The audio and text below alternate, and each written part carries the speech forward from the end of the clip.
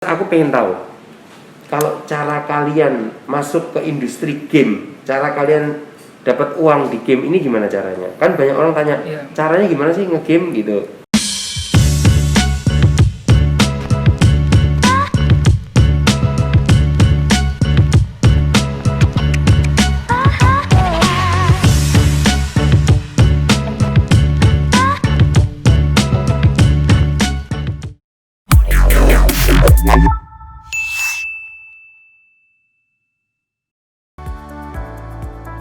Kali ini kita akan ngobrol seru bersama para gamers. Tapi ini bukan gamers sembarangan. Ini teman-teman saya kali ini yang nemenin saya di sini adalah orang-orang yang membuat games. Tapi tempatnya bukan di Jepang atau di Amerika. Jadi dia memilih tempat yaitu di Kediri dari Tahu Games. Nah, saya akan perkenalkan tamu kita kali ini yaitu Mas Andi sama Mas Chriswin. Mas Andi sebagai programmer. Oh, programmer ya? Ya. Mas Chris? Kalau saya istilahnya game artist, tapi juga game designer ya, Pak. Game artist itu gimana? Jadi saya bertanggung jawab untuk menyediakan aset-aset gambar untuk di game seperti karakter, level, pemandangannya kayak gitu. Animasi kayak gini juga. Oke. Berarti kalian kerja di studio ya berarti ya? Studio. Atau apa? Studio. Atau sebenarnya di mana aja kerjanya bisa ya? Bisa sebenarnya. Bisa, tapi ada mesti gabung gitu ya? Ada apa namanya? Brainstormingnya gitu ya? Supaya komunikasinya itu lebih enak kalau jadi satu tempat. Oke. Saya mengapresiasi sekali karena Tahu Games ini saya sudah kenal namanya kurang lebih 3 tahunan yang lalu. 3 tahun nggak salah saya kenal namanya Tahu Games itu. Jadi sangat luar biasa. Dan yang sangat luar biasa, kenapa sih milih nama Tahu? Karena awalnya itu adik itu kan kepingin sebelumnya 2011 dia bikin game dan diberi nama studionya itu Useless sampai di 2015. Kemudian di 2015 mulai ada perkembangan dengan gamenya adik. Nah, kemudian mau branding dengan nama yang baru supaya mudah dikenal dan tahu dia itu dari mana sih. Nah, makanya diberi nama Tahu. Karena Kediri kan kota tahu. Makanan sehariannya juga tahu. Iya. Kalau aku boleh tahu, kamu dulu kerjanya di mana? Saya dulu kerja di Surabaya sebagai dosen. Dosen dulu? Iya. Wow. Di boleh ya? Pusikadu. Boleh. Semua orang tua boleh gitu ya? Bisa jadi dosen, keluar terus awalnya gitu ya? Memang awalnya itu ada titik beratnya di mana developer game ini tidak mudah untuk menghasilkan keuntungan yang secara langsung konsisten itu besar. Tapi dari memulai itu, mengawali itu lama-lama pasti ada perkembangannya. Memang dulu itu orang tua kepengennya ya kamu dosen jangan dilepas, tetap aja mendosen dan berkarya. Tapi terkadang tiap masing-masing orang itu punya pemikiran berbeda-beda, fokusnya itu agak susah kalau saat saya dosen dan berkarya, karena mendosen ini kita harus mendidik, sedangkan harapannya kita juga ada karya. Nah, karena harapan saya nanti ke depannya saat saya itu sudah berkarya, mendosen pun tidak masalah dan bisa menunjukkan bahwa dosen juga bisa berkarya. Berarti dibalik, iya, kerjanya buat games, hobinya dosen, berarti gitu aja ya? Betul. Kalau Mas Chris apa? Mas Chris dulu sebelum bergelut di game ini. Sebelum di game saya pernah jadi pramuniaga di minimarket pernah. Apa 1 tahun. Ya yang jaga toko sama kasir itu Pak, di minimarket di boleh nyebut merek gitu Pak? Boleh. Di Alfamart itu Pak. Di Alfamart. Oh, kamu dulu kerjanya di Alfamart? Surabaya ya. Surabaya sekitar 8 bulanan kalau nggak salah. Terus habis itu membantu temen juga jualan keripik di halte-halte gitu Pak, dulu pernah. Wah, kamu berani juga ya. Justru saya nggak punya latar belakang kayak ikut kuliah desain atau apa, nggak, saya lulusan SMA sebenarnya Pak. Jadi waktu itu emang kebetulan hobi saya menggambar.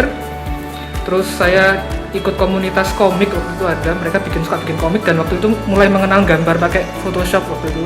Iya. Terus saya mulai terjun ke game tahun 2013 ke Surabaya waktu itu, sampai akhirnya 2015 ketemu Mas Haris, foundernya Tahu, adiknya Mas Andi.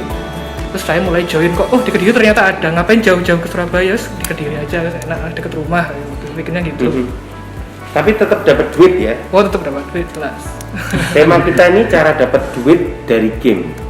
Tema ngobrol kita ini. Ya. Jadi kalian ini benar-benar 100% dapat duit dari game. Betul? Iya betul Pak. Pertanyaan saya berikutnya. Ini stigma yang diberikan orang tua saya juga dan mungkin kebanyakan orang juga, main game itu stigmanya negatif. Jujur dulu ada orang bilang gitu, jangan kebanyakan main game nanti goblok, nanti bodoh. Nah itu gimana menurut kalian? Kalau menurut saya sendiri sebenarnya dari game ini, kita bermain game sebenarnya melatih logika secara tidak kita sadari, seperti halnya game strategi maupun game perang-perangan lah, action, RPG. Nah, selain itu juga melatih kita tanpa kita sadari. Game-game biasanya kan produk luar, jadi mayoritas itu bahasanya bahasa Inggris dan kita belajar dari situ lebih mudah. Lebih nyantol ya. Betul, dua hal itu Pak. Nah, supaya dulu waktu kuliah itu selain kita hanya bisa bermain game, kita dianjurkan untuk bisa membuat game sendiri. Karena sekarang marketplace-nya juga terbuka besar, kenapa tidak? Jadi untuk orang tua, kalau memang ada anaknya yang hobinya nge-games, itu berarti diarahkan aja untuk membuat games atau main games yang bisa untuk menghasilkan ya, karena ada EA Sport ya sekarang ya, ada e-sport ya, sorry. Jadi streamer juga bisa ya, e-sport itu sekarang juga sangat terkenal sekali. Aku boleh tahu nggak, Tahu Games itu siapa aja isinya atau pendirinya siapa aja, kenapa bisa lahir Tahu Games? Nah itu coba bisa ceritain ya.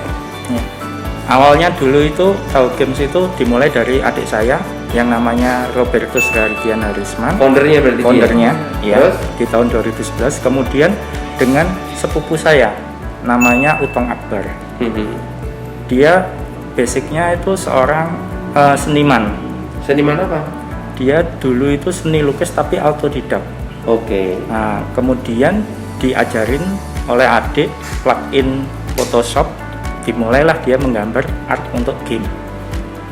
Awalnya seperti itu, dan dia sebelumnya itu kerja di security di gudang garam, malamnya nyambi bikin game Pak. Oke.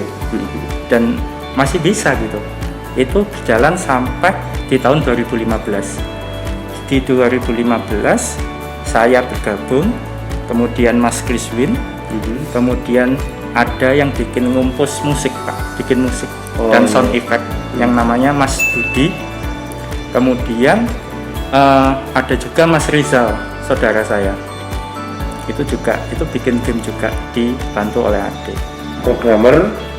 Jadi programmernya adik saya, saya, kemudian Mas Rizal. Mas Rizal sebagai komposer, sebagai programmer. Oh, programmer juga. Ya. Terus kemudian ada Mas Kriswin. Kriswin ini sebagai artnya. Mas Utong sebagai artis juga. Kemudian Mas Budi sebagai composing musiknya, suara-suara di game. Kalau pas nendang itu suaranya zuk-zuk gitu ya, atau apa deh ya. Kemudian terus ada mahasiswa saya, dulu saya ngajar di Cahaya Surya Kediri. Oh, di sini ya. Awalnya kenal Budi karena di Cahaya Surya Mas Budi sebagai mahasiswa. Kemudian di Cahaya Surya juga ada Mas Lukman. Nah, Mas Lukman ini sebagai programmer yang cukup terampil di Cahaya Surya. Saya ajak ke studio kami. Sekarang membantu kami di studio. Jadi itu ya Pak Kim. Terus dari situ nih, udah berapa games kira-kira yang kalian buat? Total semuanya 50 lebih. 50 game lebih? Iya, lebih. 50 game. Tahu game tahun berapa sih? Kalau Tahu Game resminya 2015. Betul, 2015. Per 2015 itu kita publisheran dengan luar. Ada websitenya namanya kisten.com. Di situ produk-produk Tahu kurang lebih ada 50 game. Oh. Game casual, Game-game kecil-kecilan. game kecil. Berarti jelas ya, berarti cara cari duitnya kalau membuat game dapat duit kan gitu kan. Iya. Betul. Terus kalau yang main-main game itu bisa dapat duitnya gimana caranya? Kalau teman-teman yang hobi main game ya, yang gamers terutama, mungkin kalau ingin mencari pendapatan dari game, kalau sekarang yang lagi populer kan itu Pak, jadi streamer online gitu kan, live. Streamer online ya? Jadi dia itu main seperti ini, terus di live di Facebook biasanya Pak, Oh iya iya iya. atau live di YouTube kayak Di review ya, nanti gitu ya? ada yang apa, pasti ada viewers berapa gitu kan. Nanti kalau dia dapat ketenaran, dapat subscriber banyak, dapat apa, view yang banyak, otomatis kan nanti akunnya dia terverifikasi untuk apa, masang ads, masang AdSense kayak gitu. Jadi Oh, mungkin yang nonton nanti iklan. bisa dapat dari iklan, atau biasanya tuh istilahnya kalau streamer itu nyawer Pak. Hmm. Ada penonton yang nyawer Betul. biasanya. Sekarang Oh, di gitu? YouTube Ya. juga gitu ya. Gitu. Oh iya. Itu kan iya. cukup populer sekarang profesi streamer itu. Nah kalau misalnya dia ingin jadi yang lebih profesional lagi, itu mungkin join di tim e-sport kan mulai Tim e-sport banyak. itu ya, yang itu dulu sempat dibicarakan sama Pak Presiden loh. Iya, Iya. Pak Presiden betul. Jokowi juga ngomong masalah itu. mulai dilirik sekarang itu Pak e-sport. Piala Presiden ini. Ya, jadi gamers pun sekarang mulai ada manfaatnya juga. Artinya jadi gamers itu Bapak Ibu ya, ini bisa juga jadi apa ya? Bisa untuk cari duit juga. Jadi putra putrinya mungkin kalau ada yang hobinya seperti itu ya mungkin bisa diarahkan ke sana. Jadi diarahkan ke hal yang positif, cara membuat games, nah gitu. Kira-kira gitu ya. Gitu, Pak. Berikutnya, kalau boleh tahu nih kiblat kalian itu untuk game ini gimana? Yang aku tahu sih Jepang Ya. gitu ya. Kalau- terus Nintendo, Sega, Itu dulu kan- Atari, PS yang itu Ya, itu mainan ada dari kecil PC gitu ya. Iya, iya. Kalau dari tahu sendiri sebenarnya nggak ada batasan sih ya Pak. Kayak sekarang ini kan industri game ini benar-benar udah global, nggak hanya berfokus di Jepang. Waktu kita masih main PlayStation tuh mungkin kita hanya tahunya Jepang sama Amerika. Betul. Pak, sekarang ini setelah benar-benar terjun di industrinya, ternyata industrinya itu global, benar-benar semua itu punya keunikan masing-masing. Dan kita itu ingin juga jadi apa ya, ambil andil dari salah satu mereka di situ. Ya bisa dibilang, jadi memang kita nggak punya pakem khusus, oh kita harus style Jepang bagus nih atau style Amerika bagus nih. Artinya sekarang udah nggak pakai gitu-gituan ya. Iya, menurut saya sih gitu. Jadi menyesuaikan aja Ya. suka apa enggak kan gitu kan, Ya. bebas aja kan. General. Musik bikin sendiri. Betul. Betul. Gambar bikin Gambar. sendiri, programnya juga bikin sendiri. Jadi seperti itu. Dengar-dengar dan aku lihat kalau karyamu 50, kalian kan juga pernah menang ya. Aku pernah baca itu kalian pernah menang lomba. Betul. Iya. Terus lombanya di mana dan apa itu sebenarnya? Lombanya kayak apa? Kayak apa sih lombanya? Nah, kita pengen tahu juga tuh. Nah, lombanya itu namanya Hago. Jadi Hago mengadakan kompetisi dengan nama Jawara waktu itu. Mhm. Itu di tahun lalu di bulan Oktober kalau nggak salah Pak. Cuman dari Agi, pihak Bikraf Agi itu ngasih deadline-nya hanya 2 minggu Pak pengerjaannya. Setelah waktu kompetisi itu di launching, kita mengerjakan selama 2 minggu dan kita menang juara 1 Pak. Juara 1. Iya, hadiahnya sebesar 60 juta. Oh, luar biasa. Gamenya Bagus ya. game casual. Itu di mana itu? Apanya? Perlombaan di mana itu? Jadi enaknya sekarang kompetisi seperti develop game itu tidak perlu harus ada kita datang ke Jakarta, tidak. Di tempat masing-masing kita hanya butuh develop satu game bebas tapi casual seperti game-gamenya Hago yang sekarang. Jadi game-gamenya casual dengan waktu permainan tidak terlalu lama, setengah jam mungkin sudah sampai menang. Katanya aku baca juga pernah masuk nominasi di Taiwan, Iya. bahkan juga juara di Korea kemarin ya, Iya, nominasi juga ya. Iya. Itu juga sampai berarti ke luar negeri. Artinya nih game-game ini diadunya sampai di tingkat dunia gitu kan ya. Benar Pak. Oh. Global. Bukan di Indonesia aja sini gitu bukan ya. Bukan. Jadi game kalian ini mendunia udah ini. Bisa dibilang seperti itu. siapa yang paling banyak yang beli game kalian ini? Kalau kami Bisa lihat, diketahui nggak? bisa kalau dari platform Steam kan, ini game kita yang Rising Hell ini kan rilisnya di platform Steam. Nah, dari Steam sendiri kita amatin, ternyata yang paling banyak beli itu ternyata gamers dari China. Oh, dari China? China baru USA. Kalau Indonesia tuh justru yang paling nomor kancret gitu.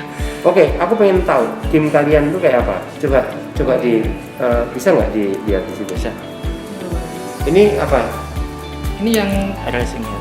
Rising Jadi Hell. ini kalau yang 50 game itu tadi kan game istilahnya pesanan klien, Pak. Pesanan klien. Jadi kita mau ngeklaim itu hak milik kita kan udah dibeli putus sama klien.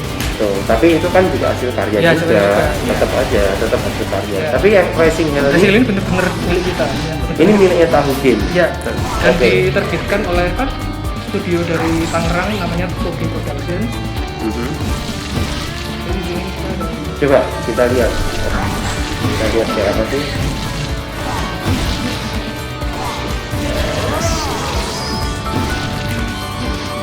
Arok itu siapa sih?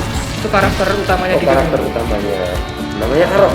Ya, itu emang waktu itu saya bikin inspirasinya emang dari tokoh Ken Arok gitu. Oh, Ken Arok. Oh, bener kan, aku juga ini tuh kok Arok namanya. Oh, ini. Ceritain ini, apa ini? Ini udah mulai gamenya. Enggak, maksudnya ini Rising Hell tuh ceritanya tuh kan Ini ceritanya, jadi dia ini emang manusia yang terjebak dalam neraka gitu kan Pak. Terus dia mau nyari jalan keluar untuk lepas dari neraka. Ini singkatnya kayak gitu. oh gitu. Oh, keren juga nih game ini ya. Kamu kok bisa punya logika kayak gitu sih? Punya alur cerita kayak gitu tuh gimana caranya deh? Apa ya Pak ya? Mungkin hobi juga sih, hobi dari sering main game, terus mungkin baca-baca komik atau nonton-nonton anime Jepang kayak gitu. Jadi Oke. sebenarnya kalau Gamemu keren loh ini. ya hobi kayak gitu, kalau misalnya kita bisa ambil ilmunya, ambil itu ada manfaatnya sebenarnya. Nggak hanya yang tadi kata Pak itu kayak stigma negatifnya. Iya. Oke, sekarang aku mau nanya lagi nih. Sorry nih nanya nih ya. Ya. Game ini aku lihat gamenya tuh game-game yang ringan gitu ya, game ringan gitu, bukan game yang kayak di e-sport atau di iya. PlayStation yang MOBA gitu. kalau ini tuh jernih banget dan segala macam. Game ini masih laku kah? Masih laku ya? Masih laku Pak. Kalau di global itu kan memang ada pasarnya kayak gitu. Artinya peminatnya game-game seperti ini masih banyak. Masih banyak. Mungkin kalau di Indonesia sih mungkin yang agak sulit Pak. Soalnya kalau di Indonesia sendiri kan grafis kayak gini kan mereka masih terpakunya pada platform game lawas kayak Nintendo. Iya betul. Kan kotak-kotak gini pixel art namanya kan. Oh ini pixel art Pixel namanya. art. Ilmu baru nih, ilmu baru. Jadi kalau game klasik kan pakai grafik kayak gini. Jadi ketika kita memperkenalkan ke teman-teman atau saudara, kita punya game ini. Ini grafisnya kok kotak-kotak rusak lah. Jadi kayak masih kurang apa ya? Tapi memang ya seperti ini kan? Iya, gitu kan? emang tujuannya artnya seperti ini. Ini sorry, ini yang gambar siapa? Saya. Ini digambar semuanya. Ya animasinya, terus backgroundnya, levelnya, pemandangannya, terus UI-nya kayak ini saya. Oh gitu. Tapi yang memfungsikan itu programmernya. Programmernya yang memfungsikan. Oh, jadi semua dilakukan secara ini. Terus aku pengen tahu, kalau cara kalian masuk ke industri game, cara kalian dapat uang di game ini gimana caranya? Kan banyak orang tanya, Iya. caranya gimana sih nge-game gitu. Kalau cara-caranya cari uang di YouTube orang pada tahu semuanya. Oh caranya kita harus bikin konten dulu Pak seperti ini, baru nanti kalau viral nanti dapat ini bisa dimonetize, nah kayak gitu. Kalau kalian gimana kalau game? Sebenarnya kalau di karya apapun pasti ada marketnya, apalagi sekarang sudah digital. Jadi kayak game ini mudah, semua orang tuh bisa bikin market untuk game. Seperti halnya game ini Rising Hell, marketnya di Steam. Steam itu ada marketplace-nya untuk menerima game-game yang kita bikin. Kemudian nanti bisa dibeli oleh orang-orang yang memainkan. Nah, selain itu kita juga bisa email ke publisher yang ada di dunia, misalkan yang dia punya portal game. Contohnya publishernya seperti siapa? Seperti namanya kisten.com. Kalau KI, kayak Nintendo, Sega itu apa? ya itu juga publisher. Itu publisher Nah. juga. Cuman terkadang kita memulainya sebenarnya itu mulai dari komunitas, Pak. Kita masuk ke komunitas supaya kita dilirik untuk karya kita itu bagus atau tidak. Dari situ di komunitas pasti ada publisher yang sudah oke ini, Pak, dari Jakarta maupun dari Bandung, Surabaya, itu bisa bantu kita untuk pendanaan untuk publish game kita. Kemudian kita dari situ belajar dan kita bisa publish sendiri untuk kedepannya. Terus dari situ kamu bisa dapat uangnya gitu. Betul, ya. Pak. Semakin banyak yang beli, yang download ini, berarti kamu juga akan semakin apa namanya? dapat Aku sales. kalau mau beli game ini, download game ini di mana? Steam. Steam. Di Steam. Ya? Jadi di Iya. PC itu ada platform untuk jual beli game namanya Steam. Harganya berapa ini? Ini kalau dirupiahkan sekitar 66.600. Oh, 66.600. Oh, iya. Terus minggu ini katanya ada diskon jadi 10%. Oh gitu. Iya. Terus kalau boleh tahu ke depan kalian akan ngapain di Tahu Games? Ya ke depan kita Kan pencapaiannya udah nih, udah Iya. bisa jual ke platformnya, udah ini. Ke depan mau apa kira-kira? yang jelas kita masih banyak proyek-proyek yang belum terselesaikan. Kedepannya kita mau menyelesaikan proyek itu semua. Seperti beberapa game itu ada Bomb Raider sama ada King, dan kedua game ini sudah sempat menang. Seperti Bomb Raider menang di in-game, King ini pernah masuk nominasi di Thailand kalau nggak salah. Di mana? Thailand ya? Thailand apa? Tomb Raider waktu itu masuk di mana sih? Waktu Yang itu penting udah masuk, Ya, dia udah masuk gitu ya. ya. Dan ini akan jadi progres untuk diselesaikan ke depan. Berikutnya setelah Rising Hell ini selesai kita mau lanjutin yang dulu pernah tertunda. Terus saya minta saran untuk teman-teman yang suka nge-game atau adik-adik kita, mungkin bisa nggak ada saran dari kalian untuk orang tua juga gimana Ya. ya. Silakan, kan dua tuh beda-beda nih saran. Ya. Silakan Tadi kasih dulu saran. Ya saran saya untuk orang tua sih, jangan menilai anak hanya dari mereka sukanya apa, tapi menurut orang tua bahwa itu kedepannya tidak akan berhasil di jenjang hidup mereka. Bagi saya sih, apapun anaknya selama kita berkarya didukung saja, terutama misalkan di industri game. Di game kita juga belajar banyak hal, misalkan kita belajar logika, kemudian belajar bahasa Inggris, kemudian untuk develop gamenya sendiri sekarang sudah banyak marketnya. Setiap game aja bisa menghasilkan karya seharga $800 sampai $1.000. Apalagi seperti game yang kita bikin ini secara profesional mungkin bisa sampai mencapai miliaran rupiah, walaupun hanya sekedar game pixel art, bukan game 3D. Jadi jangan meremehkan bahwa anak bikin game atau main game tidak akan ada hasilnya, karena sekarang sudah terbuka lebar digital, pasti banyak juga benefit yang bisa kita rasakan dari situ. Oke, kalau dari Nah, Rizwin, saya mungkin lebih ngasih tips buat teman-teman mungkin yang tertarik buat terjun ke industri game, Pak ya. Jadi sebelum terjun ke industri game mungkin mereka harus belajar dulu ilmu-ilmu untuk programming game. Kalau misalnya di YouTube kan sudah banyak tutorial-tutorial untuk bikin game secara simpel, secara sederhana dan mudah dimengerti. Terus kemudian kalau emang mau serius, sekarang ini banyak kampus-kampus yang buka jurusan yang khusus game, kayak di PENS Surabaya itu Pak. oh Itu udah ada. ada game teknologi ya, game tech, terus Telkom itu Telkom University, terus BINUS, di Jogja juga ada Amikom. Itu udah mulai banyak kampus-kampus yang buka jurusan khusus untuk game. Berarti ini kan bukti kalau industri game ini mulai dilirik oleh akademisi, nggak hanya sekedar hiburan yang Artinya menurut itu bermanfaat tadi. bisa menghasilkan juga. Benar, gitu, benar. gitu ya kan. Terus yang jelas kalau memang mau serius, saran saya sih kerja dulu di di studio game, jangan tergesa-gesa untuk bikin studio sendiri, kecuali kalau emang dia dasarnya udah punya modal gede Pak ya. Soalnya terjun di industri ini kan nggak semudah yang dibayangkan juga. Jadi mulai kalau dia ikut kerja di industri dulu, dia akan tahu kayak tim pengembangan game itu seperti apa. Dari ilmu-ilmu tadi dia juga harus pintar networking, mencari teman-teman baru di industri komunitasnya. Kayak Mas Haris ini kan, kuncinya komunitas Pak. Sekarang ini kan kita nggak bisa kerja sendiri Pak. Iya. Kita kalau punya komunitas, gabung komunitas, ilmu kita akan bertambah, peluang kita untuk gedein bisnisnya juga tambah juga. Kayak Mas Haris kan semenjak akhirnya join komunitas, kenalan sama orang-orang industri game, akhirnya tahu game ini juga semakin meningkat. Gitu ya.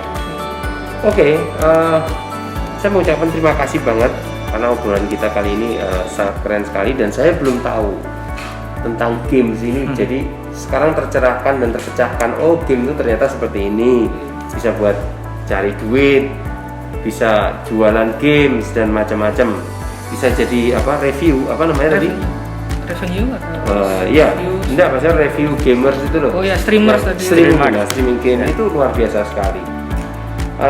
Terima kasih banyak. Mudah-mudahan saya doakan kita semua warga Kota Kediri mendoakan mudah-mudahan kalian sukses Amin. di dunia game dan bisa menjadi andalan dan membawa nama baik Kediri ke depan. Kediri sudah tercatat tuh di dunia tuh. Gitu. Keren. Saya mengucapkan terima kasih dan mudah-mudahan obrolan kita kali ini bisa menjadi pencerahan dan informasi baru bagi kita semua. Oke, sampai ketemu di ngobrol seru berikutnya. Terima kasih. Assalamualaikum warahmatullahi wabarakatuh.